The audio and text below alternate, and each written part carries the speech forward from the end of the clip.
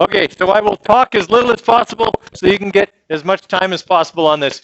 Don't overthink anything on here. Okay, most of the stuff is pretty straightforward. It's either going to be calculating the period of something using one of the two period formulas, mass on a spring or pendulum. Okay, and there's some conservation of energy stuff.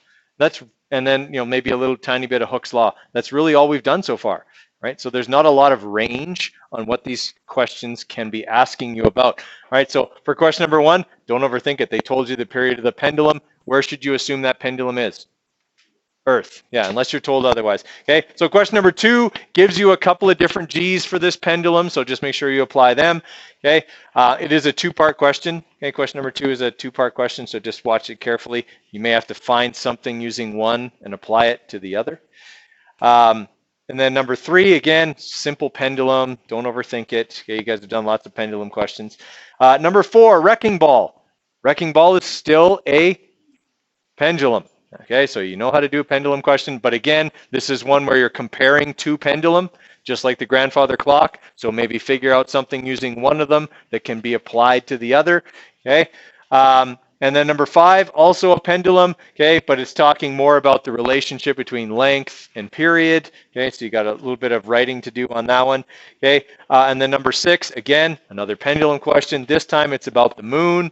Okay, if I want to calculate the moon's gravitational pull is being 1/6 of Earth, I take Earth's and divide by 6. Okay, this 1/6 is not a measured value.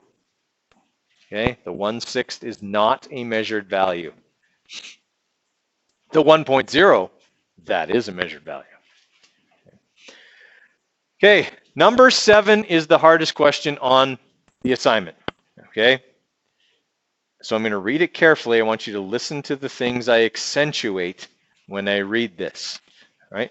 So when an object of mass 1 is hung on a vertical spring and set into simple harmonic motion, its frequency is 10 hertz. When another object of mass 2 is hung on the spring along with M1, in other words, they're both on there. That's the key here. Okay. The frequency of the motion is 5 hertz. Find the ratio between M1 and M2. Here's the thing. You only need to find the ratio. You don't actually need to know what the real masses are. Just how many times bigger one is than the other. So this may be one of those questions where you use representative numbers, not actual numbers. Okay? So I don't give you a lot of information in that question.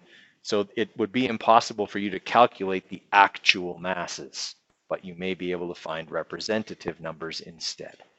Okay. The other thing to remember here, guys, is that it's the same spring. Okay.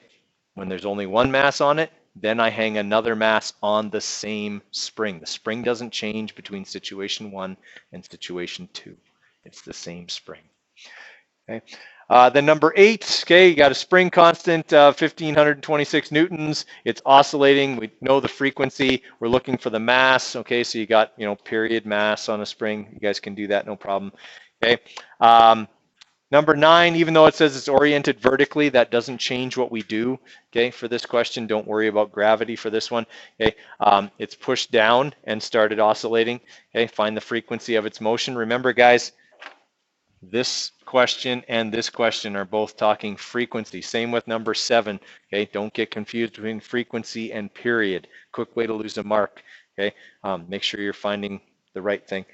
All right, number 10, got a bungee jumper, okay, which is very similar to a mass on a spring. They're telling us that they oscillate with simple harmonic motion over 30 seconds. They oscillate 5 times, okay. So you may be able to find something with those numbers. Then they tell you the spring constant, you're looking for mass, okay. So basically the first half of the assignment is all about pendulums. Second half of the assignment is all about masses on springs, okay. So you got some period stuff, then you got some conservation of energy stuff, okay.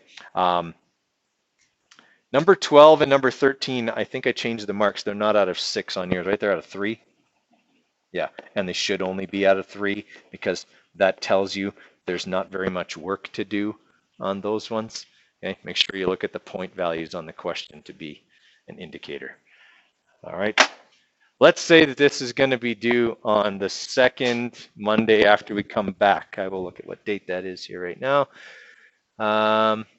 So let's say the 14th.